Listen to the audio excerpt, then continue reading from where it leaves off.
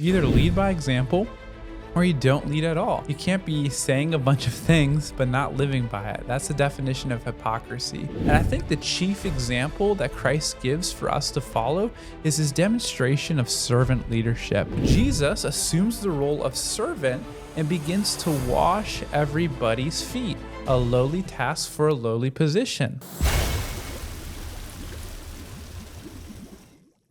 Yo, what's up, party people? Welcome to another episode of Thrive and Dive, thriving in life as we dive into deeper conversations. The purpose of this show is to help you thrive. And one of the ways that you can thrive is by developing your leadership skills. So every Monday, I drop an episode specifically about leadership. And we are tackling the book, The Truth About Leadership by Kouzes and Posner.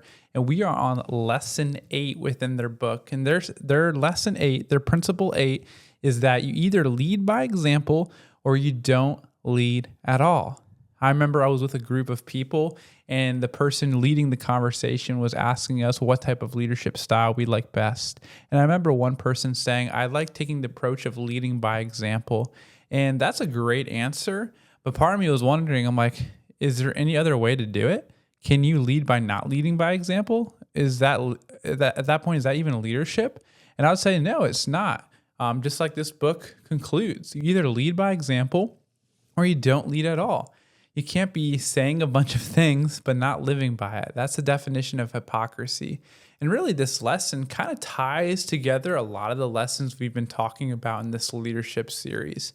You know, that credibility is a foundation for leadership. You got to do what you say you're going to do. That ties in with leading by example. We've talked about, trust rules, and to be trustworthy, you need to follow your commitments. You need to obey the rules like everybody else. And all these different lessons are examples or demonstrations of leading by example. And this reminds me of a scripture that Paul writes in the book of 1 Corinthians. He says this in 1 Corinthians chapter 11, verse 1. He says to the church, "Be imitators of me as I imitate Christ." So if you're a Christian, Christ is our role model.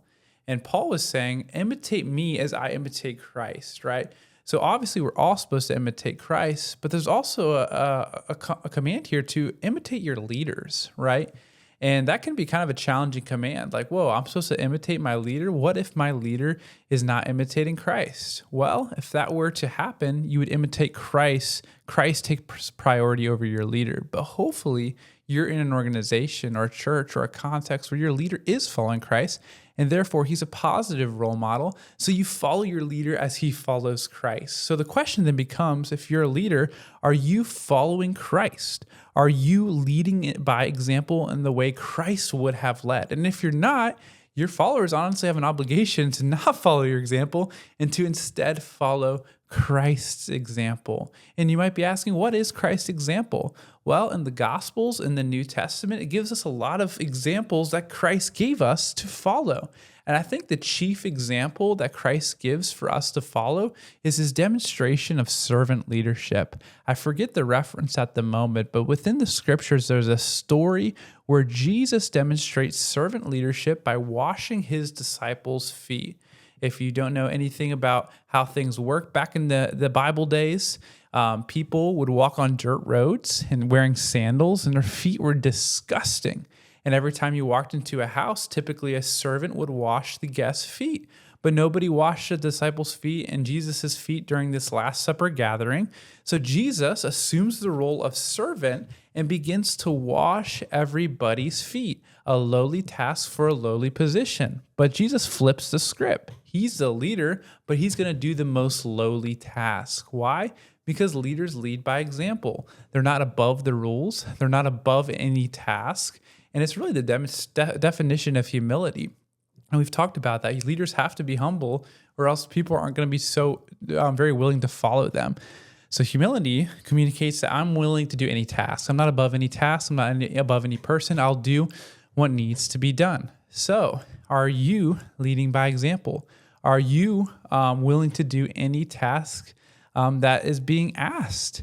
And if you're not, then most likely you are not leading by example.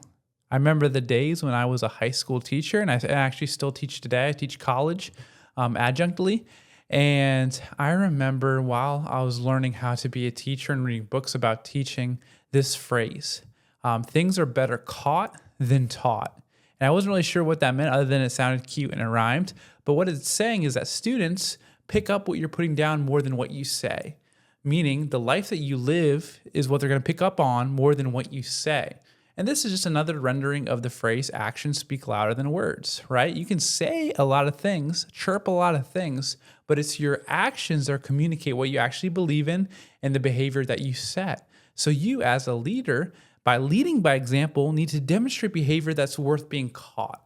Again, students learn more by what's caught than what's taught. So I just can't emphasize this enough. If you're a leader that talks a big game, has a code of conduct or a set of values, but are not living by those said values, you are destroying your leadership potential.